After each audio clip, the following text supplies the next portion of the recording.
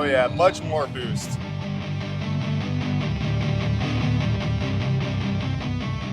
This is the Hotbox from Z1 Motorsports. I went with this really honestly because I got a killer deal on it during Black Friday, and I figured, hey, why not give it a shot? I had good luck with the JB4 tune on my Cayman. No complaints. This is very similar in the way that it works, and its setup just increases the boost by a couple of pounds. It has an app as well, just like the JB4, where you can go in and you can set some tuning and do some logging as well. So we're going to throw that in and see how that works out. We're going to be changing the oil. I went with Liqui Moly. It's my favorite brand. Do they sponsor me? No. Do I wish they did? Yes, but it is what it is. I also have their anti-friction. I'm going to go with the 5W40. You might be wondering why. When the factory calls for a 0W20, it's because I live in a pretty warm climate here in Florida. I'm going to be tracking the car. I want to make sure as that oil gets hot, it keeps providing the protection that I need.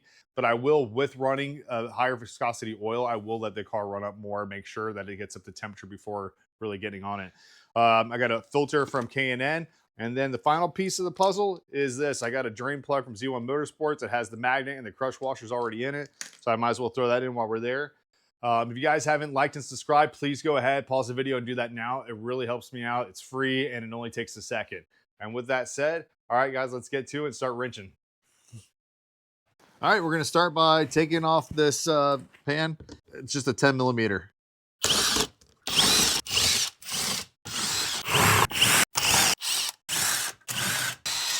All right, with that cover off, we just got access now to the oil drain plug here and then the oil filter right here. So let's go ahead and get that drain plug out. It's just a 14 millimeter.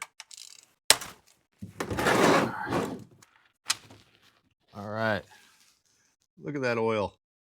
It's a little grimy, but it's not super bad overall. All right, let's let that drain. While that oil is draining, I'm gonna go ahead and pop off this oil filter. All right, I got my handy dandy strap wrench. Let's see. Righty tighty, lefty loosey. That's always a good one to remember. Should be enough. Honestly, with the low mileage, this oil filter is probably still fine, but I'm gonna go ahead and replace it. All right, I'm getting ready to plug it up down here, but I wanted to show you something really cool. Just a little attention to detail, but when you get the drain plug from Z1 Motorsports, not sure if you can see that in this light, but they actually laser engrave Z1 Motorsports on the drain plug, so that's kind of neat. I'm gonna go ahead and throw it in. I know it's not completely there, but the oil's pretty good overall. Mostly drained out, so get that started like that. I got the new oil filter from K&N. I already pre-lubed the seal. Don't cross-thread this stuff. Just take your time. All right, with those on, I took my glove off so it doesn't slip, and I'm just gonna hand tighten this thing really good. I'm not gonna use a strap wrench or anything to get this really torqued down. That's overkill on a oil filter. You don't want it too tight. I mean, you don't want it too loose either, obviously, but the same here. You gotta be careful too on these plastic oil pans because you can really damage these things easily. Right there. I'll double check that torque here in a second. Just kind of clean up around it. And we are good to go. All right, got the plug in and the oil filter on. Let's get this thing filled up. Really cool feature with the Liqui Moly stuff is this little spout. Leave it to the Germans to even over-engineer a oil container. But, I mean, they're not the only one. I think Motul, some others do it as well. But it's just a nice little addition to your oil jug. Pour over. Do that right there for now. Get my anti-friction treatment. Dude, that stuff looks like sludge. All right, with the oil done, I've just been waiting for it to settle out, and then I'll top it off a little bit more. But while that's going on, let's go ahead and get this hot box installed. The first thing you got to do is take your hot box and attach this little bracket to it so you can mount it to your car. All right, got these 3 screws. I think it goes this way. Could be wrong, but I think that'll work. I'm not torquing them down super tight right now. I'm just doing it to hold it there, and then just in case I need to shift this thing around a little bit. All right, the next thing you're gonna wanna do is remove this driver side bolt right here. This is where the hot box is gonna mount to. So what'll happen is it'll kind of sit like this or like this, however you decide, and then you'll put the screw back in and it'll hold it in place. I'm not gonna mount it all the way up. That's why I kept this loose right now, because I'm gonna wait and see how I want to mount this up. All right, now I got the cable here for the hot box. So obviously the single-ended connector side goes to the hot box right here, and then this will wrap around. So I'm just going to kind of get it laid out, kind of to see where I think I like to run it. Obviously the farther connector is going to go further away, but it's kind of straightforward. All right, what I'm doing here is just making sure, see, this is the harness for this side of the hot box here. So I'll put this one closest to this side. I'll wait a second to hook that up. And then obviously this is the closer one, and then I'll run it around. So the driver's side and then the passenger side here. And I'll just kind of get it laid out so I can see how I'm working. All right, working myself from the passenger side, I like to start on the furthest point. Just disconnect these map sensors here, like that. We're gonna plug the Z1 in its place, like that. And this one will go into the factory connector, like that. And we'll just kind of clean it up like that. I think that'll be okay. A little extra wiring, we'll figure it out. I want it to look clean. I think that's okay right there. All right, with the passenger side done, now let's do the driver's side. All right. There we go. There's that. This.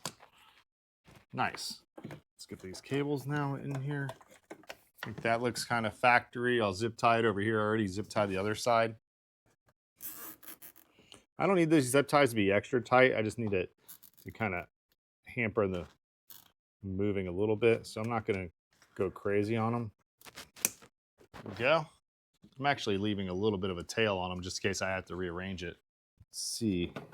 Where's the best place for this to run? I think if we run it underneath, move you around. I'm thinking if we take this and run it along the side of it, move this under the AC line, that has a semi-factory look to it. This one under. There we go, like that. You know, honestly, I don't think I like that. I'm gonna run it, I'm gonna like it ran along the side better. All right, now everything is neat and tucked away. And then this thing. Here we go. That's in. I think that's the best way. So I'm gonna hold that position. I'm gonna tighten these up. Oop. That's all there is to that. I think that's a good spot. Grab the 10mm nut, throw that back on. There we go. And then let me just double check and see if we need to zip up any of these lines. And that'll do it. Honestly, I don't think so. It all feels really good in here. I think we're good to go. All right. That was all there was to it.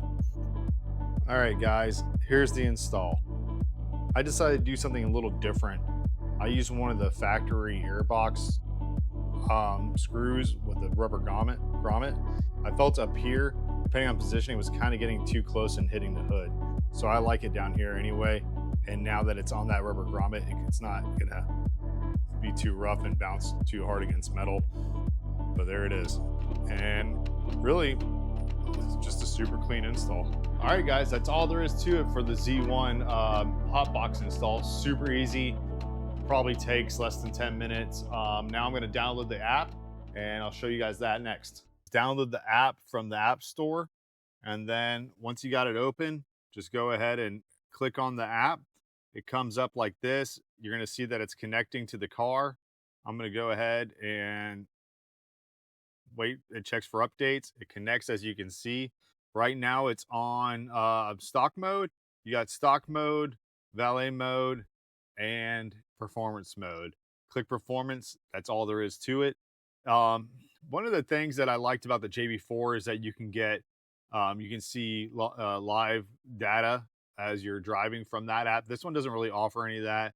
You can do data logging and send it back and, you know, save your files and stuff. But really, that's all there is to it. It's a very basic app, but it does what it needs to do. So I guess, you know, for what it is, it's fine. All right, let's go take it for a test drive.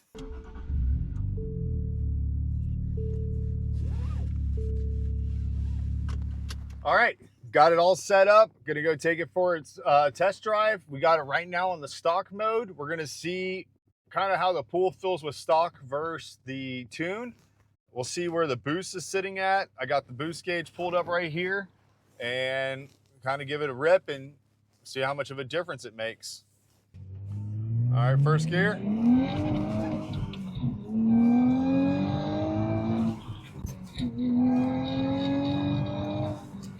As you can see in third gear, it really starts to pull the boost over 15 pounds. Still gets on it really hard. I'm gonna go ahead and switch it over to the performance mode. All right, all good. And then we'll give it a shot on performance. All right, first gear, got in performance mode.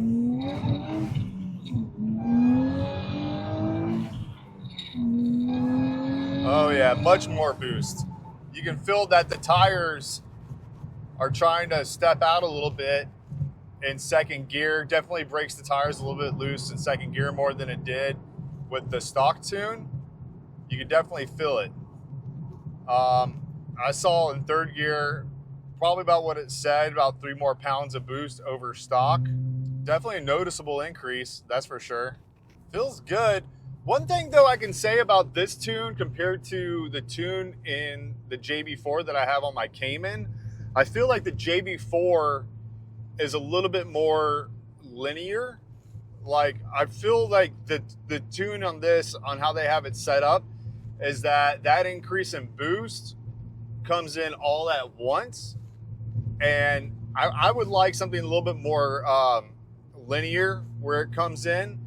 Now, I don't know if that's something that is in the tuning of the Hotbox or just how these cars are, but I just personally feel like the JB4 tune is more linear with how the power comes on, and it's a little bit more predictable and easier to manage.